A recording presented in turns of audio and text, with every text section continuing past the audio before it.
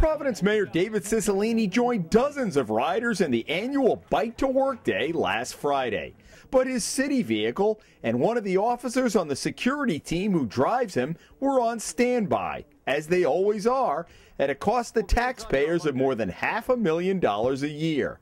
During an interview in February, Cicilline, who had just announced his bid for Patrick Kennedy's 1st Congressional District seat, assured us Providence taxpayers would not be paying for any campaign-related expense, even though he was still using the car and driver to go to campaign events at the time. If I'm going to an event outside the district, outside the city of Providence, the campaign will reimburse the city. There's a federal reimbursement rate, which of course we will do. We will already monitor that, and that will be reimbursed to the city. In mid-March, Cicilline's campaign began picking up the tab for a car and a driver to go to campaign events outside the city. Well, we wanted to know what taxpayers got in return for the 5 weeks up until then that he was using a city vehicle and police driver on campaign stops.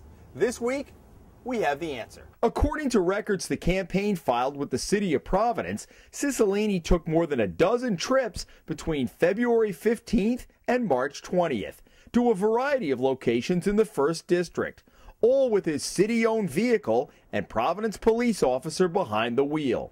But the reimbursement is for mileage only, not the officer's time. The campaign reports that 15 stops resulted in a total of 169 miles. At a federal reimbursement rate of 55 cents per mile, that means taxpayers have gotten back $92.95. You're going on the 55 cents a mile. The fact is, you would reimburse the city for less than $100 for all of that travel and use of police officers. Is there any thought in your mind of reimbursing the taxpayers of Providence for all those hours that a police officer was on your side on campaign? The reimbursement that was done was a reimbursement that was made by the campaign at a fee set by the federal government for 55 cents a mile, but the federal government didn't take into account. I'm answering your question. If you'll not interrupt me, I'll finish. The determination about whether a police officer remains with me is a public safety issue that the police determines, not me, and that will continue to be the responsibility of the police department. The Hummel Report found discrepancies in the accounting of mileage on the forms the campaign submitted to the city.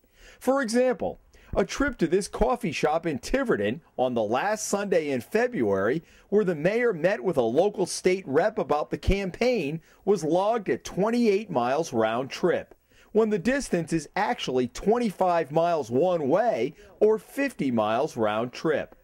The mayor's Facebook page also has a dozen pictures of him meeting at various locations in the district, most of them documented, but some omitted. Then there's the St. Patrick's Day parade in Newport on March 13th. The mayor took his car to Newport and marched in the parade. And there's his driver, Patrolman Earl Lopez, walking near him on the parade route and on the clock. Cicilline's campaign says the Newport parade was not a campaign event, but related to his being mayor of Providence. So, no reimbursement.